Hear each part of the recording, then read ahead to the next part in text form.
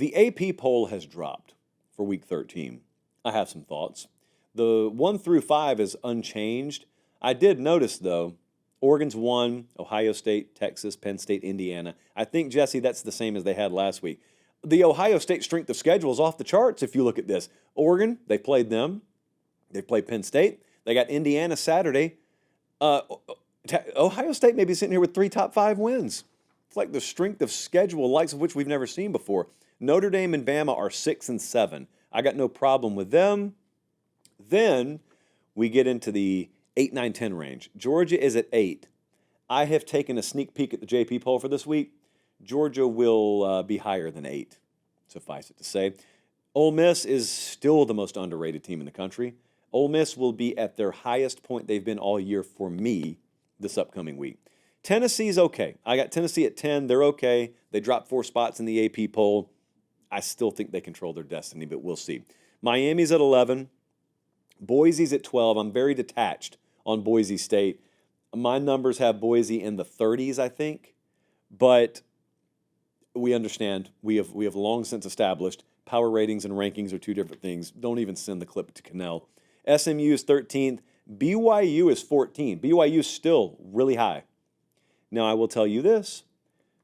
The JP poll, I did a little manual override, so I had been putting Brigham Young higher than the model actually had them. The model has never had Brigham Young in the top 25, in the 25 to 30 range, but never in the top 25.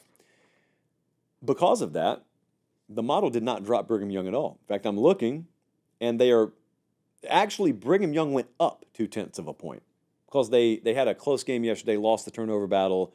The way that pans out is they're not going to get punished for it in the model.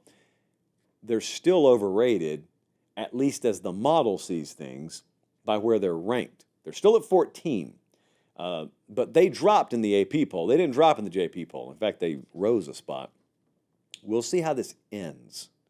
Because if they lose again this week, they'll drop again, and depending on how that game goes, and Arizona State's favored by 3.5 against them, I may still not drop them. And what may happen is it takes 2 or 3 BYU losses for the AP to bring them down to where the JP poll just had them all along. Could happen that way, or it could not. We've got A&M at 15. They are in the most treacherous spot of all this week. Do you know who A&M plays this week? Is it Texas? No. That's in 2 weeks. Do you know who they play this week? Do they even play? I think they're off, right? No, they're playing. Oh, it must be an FCS team. No, they play Auburn. They're favored by 2.5, guys. You need to be heads up. You need to pay attention. A&M going over there. Hugh Freeze and the boys got a big win against Louisiana Monroe yesterday. They got a big win. They're rolling now. If they win again, that's 2 in a row. That's called a winning streak, and it has happened before. Clemson is 16. Colorado's 16. I'm fine with that. Clemson at 17, I'm fine with that. Army's at 18. I have no clue how to judge Army. I don't even have them power rated because we don't do the Service Academy teams as a standing rule, military exemption on the model. South Carolina's at 19.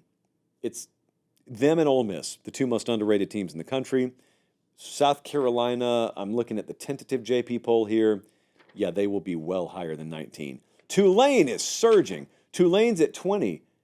I've got them higher than that in the JP poll. Tulane smoked Navy yesterday.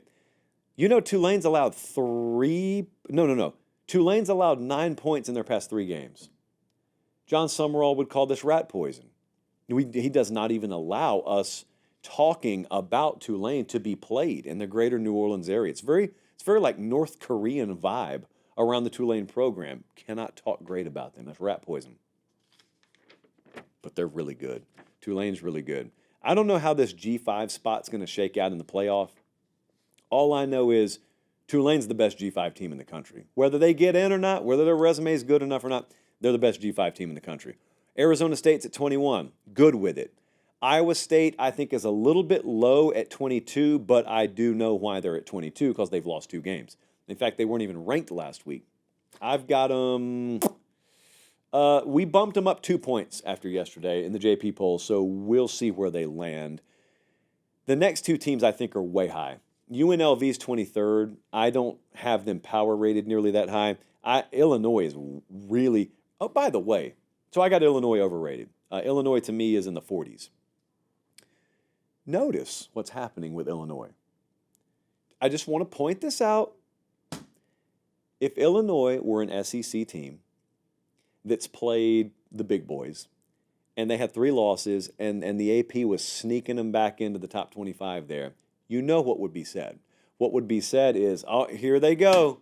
Here they go, manufacturing more ranked wins for the SEC teams by putting a 3-loss team there in the 24 spot so they can brag about it. But since it's a Big Ten team, no one says anything. Is anyone spotting that and paying attention to that? Okay. Washington State's at 25. Down 6 spots. They lost, but still hanging out there. Don't have a huge amount of issues with the AP poll this week. But also, no one's paying attention to the AP poll anymore because the college football playoff rankings are out, and that will happen Tuesday night, and we'll be reacting to that.